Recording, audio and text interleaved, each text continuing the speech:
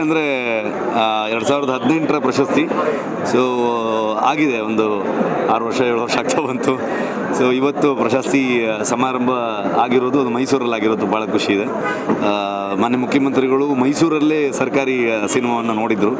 ಹಾಗಾಗಿ ಮೈಸೂರು ಕನ್ನಡ ಚಿತ್ರರಂಗಕ್ಕೆ ಯಾವತ್ತೂ ತುಂಬ ಒಂದು ಅವಿನಾಭಾವ ಸಂಬಂಧ.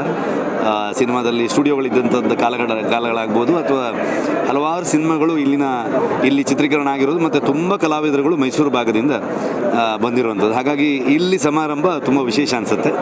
ಸೊ ಭಾಳ ಖುಷಿ ಇದೆ. ಸರ್ಕಾರಿಗೆ ಅತ್ಯುತ್ತಮ ಮನೋರಂಜನಾ ಚಿತ್ರ ಪ್ರಶಸ್ತಿ ಬಂದಿದೆ. ಸೊ ಹಾಗಾಗಿ ನನ್ನ ಇಡೀ ತಂಡಕ್ಕೆ ನಾನು ಧನ್ಯವಾದಗಳನ್ನ ಹೇಳೋದಕ್ಕೆ ಇಷ್ಟಪಡ್ತೀನಿ. ನನ್ನ ಜೊತೆಗೆ ಸಹ ನಿರ್ಮಾಪಕರಾಗಿ ಅಕ್ಷತಾ ಶೆಟ್ಟಿ ಅಂತ ಇದ್ದರು, ಮತ್ತು ರವಿರೈ ಕಳಸ ಅಂತ ಅಂದ್ಕೊಂಡಿದ್ರು. ಅವ್ರಿಗೂ ನಾನು ಧನ್ಯವಾದ ಹೇಳ್ತಾ, ನನ್ನ ಇಡೀ ತಂಡ, ನನ್ನ ಸಿನಿಮಾಟೋಗ್ರಫರ್ ಆಗ್ಬೋದು, ನನ್ನ ಇಡೀ ಎಲ್ಲ ಟೆಕ್ನಿಷಿಯನ್ಸ್ಗಳಿಗೆ ಮತ್ತು ಎಲ್ಲ ಮಕ್ಕಳಿಗೆ ನಾನು ಅಭಿನಂದನೆ ಸಲ್ಲಿಸೋದಕ್ಕೆ ಇಷ್ಟಪಡ್ತೀನಿ. ಈ ಪ್ರಶಸ್ತಿನ ಎಲ್ಲ ಸರ್ಕಾರಿ ಶಾಲೆ ಮಕ್ಕಳಿಗೆ ನಾನು ಡೆಡಿಕೇಟ್ ಮಾಡೋದಕ್ಕೆ ಇಷ್ಟಪಡ್ತೀನಿ.